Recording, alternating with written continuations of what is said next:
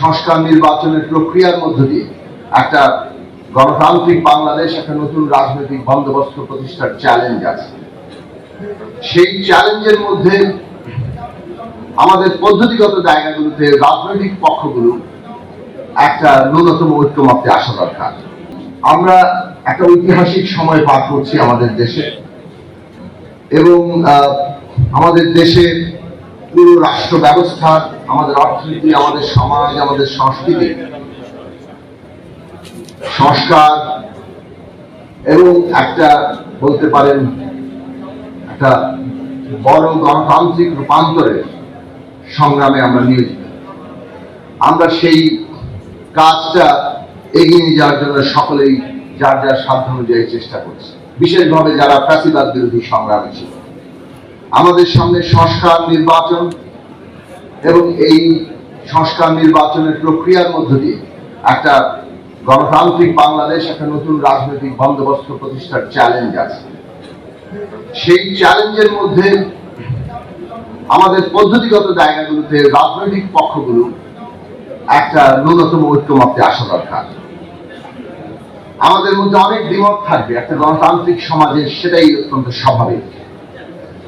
কিন্তু আমাদের মধ্যে যে জায়গায় ঐক্য আছে, সেই ঐক্যকে সংহত রেখেই যাতে আমরা দ্বিমতের জায়গায় লড়াই করি। আজকে বাংলাদেশ এমন একটা চ্যালেঞ্জের মুখে, যেখানে একটা গণতান্ত্রিক রূপান্তর ঘটানোর জন্য জনগণের প্রতিনিধি আকারে রাজনৈতিক দলগুলো, যদিও রাজনৈতিক দল মাত্রই একমাত্র জনগণের প্রতিনিধি নয়, কিন্তু রাজনৈতিক দল জনগণের গুরুত্বপূর্ণ অংশ।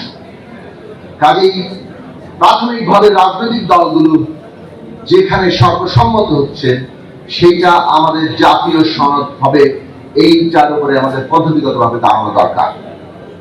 আমাদের যেখানে দ্বিমত আছে, সেই দ্বিমত নিয়ে আমাদের জনগণের কাছে যাওয়া দরকার। জনগণ ভোট দিয়ে, তার সংগ্রাম দিয়ে সেই মতগুলোকে রাজনীতিতে প্রতিষ্ঠা করবে। এই পদ্ধতিগত জায়গা যদি আমরা গ্রহণ করতে পারি, তাহলে আগামী নির্বাচন কবে হবে এই নিয়ে বিতর্কের অবসান ঘটবে।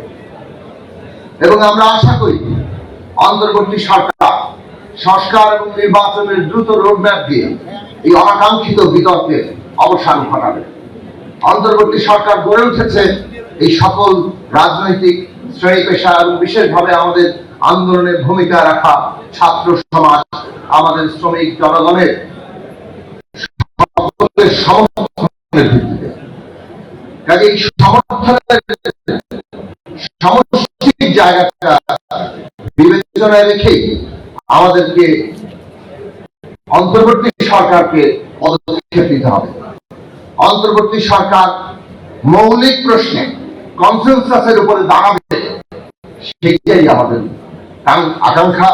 সেই জায়গা যাতে তারা সবকিছুই মেনটেন করেন, সেটা জাতীয় স্বার্থ হোক, এই ভূ রাজনৈতিক পরিবেশে মানবিক করিডোর দেওয়ার মতো সিদ্ধান্ত হোক, অথবা আমাদের দেশের সংস্কার নির্বাচন এবং আগামী নির্বাচন কিভাবে হবে সেই প্রশ্ন নিয়ে হোক। শেষে এই কথা বলি, জনগণের ম্যান্ডেটই আসল কথা। কাজে আমরা যা সংস্কার করব, যা রূপান্তর করব, শেষ পর্যন্ত যেহেতু জনগণই বাংলাদেশে কিংবা একটা রিপাবলিকে ক্ষমতার কেন্দ্র, সেই জনগণের ম্যান্ডেট গ্রহণ করতে হবে। আজকে যাই সংস্কার হোক না কেন, শেষ পর্যন্ত জনগণের ম্যান্ডেট নিয়ে তাকে র্যাটিফাই করতে হয়। এটাই যে কোনো রিপাবলিকের পদ্ধতি।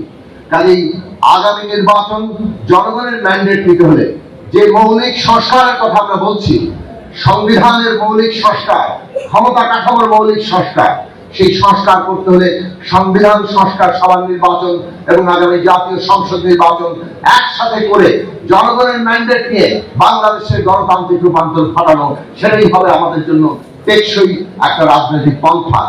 এই কাজে আমরা ন্যূনতম ঐক্যমত্যে পৌঁছাবো। ঐক্যমত্যই হবে আমাদের পথ পরিক্রমা, এবং এই পার্টি সেই ঐক্যমত্য তৈরিতে তাদের ভূমিকা রাখবে, সেই আশাবাদ রেখে আপনাদের সবাইকে আবারও সালাম, শুভেচ্ছা জানিয়ে আমার বক্তব্য শেষ করছি।